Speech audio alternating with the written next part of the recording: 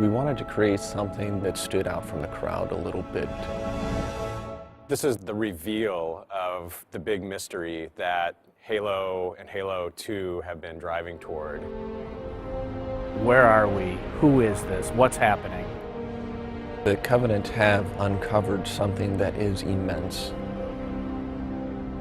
It's this gigantic Forerunner structure that just looks huge. Now that he's looking out over this massive thing, the player's gonna say, what is that? The other part of the story that's important, of course, is that Cortana is in trouble. I'll detonate in Emberclad's reactor, just like we did the Autumns.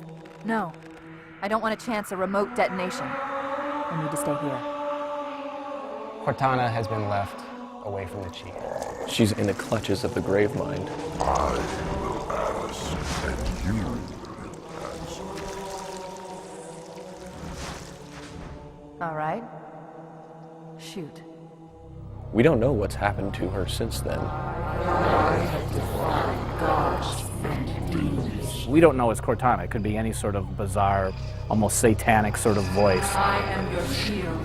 I am your sword. Something seems wrong. I know you. Your past. Your future. I think the expectation is huge. Everybody I talk to, if you mention Halo, everybody immediate reaction is, how's Halo 3? I think what is going to strike people is the scale. That's real stuff way out there. I mean, we pushed it as far as we possibly could push it. We always wanted to have that epic feel, but due to the limitation of technology, it always fell short.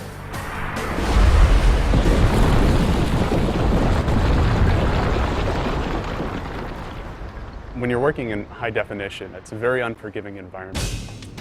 Look at the Master Chief's armor. You see cool things about the Master Chief's armor. You see that he's self-shadowing, you see the textures are very high resolution, there's real-time reflection on his visor. But you look closer, you see he's beat up, he's scratched. He has been through some horrific battle, and we're actually showing that on the Chief this time around. If people show just a pre-rendered movie, then there's always going to be speculation about, well, yeah, sure, your engine's not going to be able to do that. And I think what we're trying to show firmly is that our engine can do the stuff that we say it's going to do, and it's doing it right now. What we're building here is our bar for where we're going to shoot for in real gameplay. It's great. There's 90 guys here. Half of them are artists, half of them are engineers. And it's like oil and water. All the left-brain people and all the right-brain people, and both groups think that they're really the people in charge. Apparently engineering is quite important. Oh, of course, it's a science. I like to draw pretty pictures. So I get to do that, I suppose. It's all about the lighting, it's all about the, the additional detail, the bump mapping, I can't remember all their terminologies, and the huda-hada, and the triple specular shields, and so on and so forth. In Halo 3, you have like entire dynamic range available for you. So, things are bright, things are dark. You have the whole contrast there. For example, the sky. It's a new way of doing our sky, like from Halo 2. Every now and then, it'll catch my eye still, and then realizing, wow, I can't believe we're able to pull that off. For the announcement, it's gone really well. It hasn't been as much of a monkey shit fight as it could have been. Poon would be people make decisions that affect us and they don't really worry about it. Like, oh, it's all right, the sound guys will figure it out at the end of the chain. And we do, always, but sometimes it feels a little like you got shat on a few too many times. Everyone else is prolonging my part of the job. I'm actually just making it better. So that's how that works. I think Marty's is pretty diverse in the way that he composes and the styles that he composes in. The fanfare is actually a new theme. And I don't know if it's ever going to show up ever again. At times he's pulling out, Enya. Oh no, I didn't say that. At times he's paying homage to other artists. There are no monks singing in this. The only hint that I want to give anybody that this is Halo is that I'm going to be in E Dorian.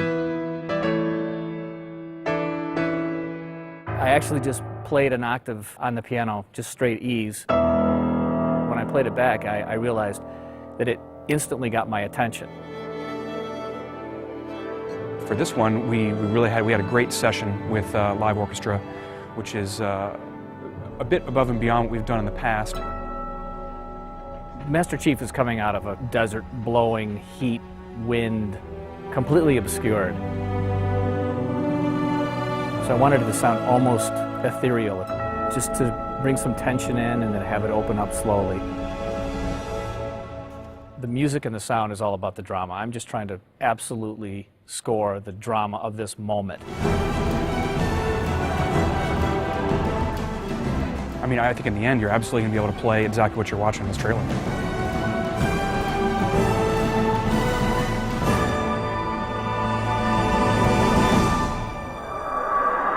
This is Spartan 117. Can anyone hear me? Over. Well, we had such a great ending to Halo 2, where Master Chief said, I want to finish the fight.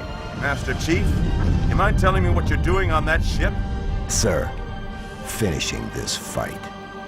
Which had most Halo players universally screaming and throwing their controllers at their TVs because they didn't get to finish the fight. Well, I didn't say anybody threw their controller. They might have dropped it in amazement. You won't just finish one fight, you'll finish all of the fights that you started in Halo 1. I think we're trying to raise an awful lot of questions about what on earth is going to go on in this game. No pun intended.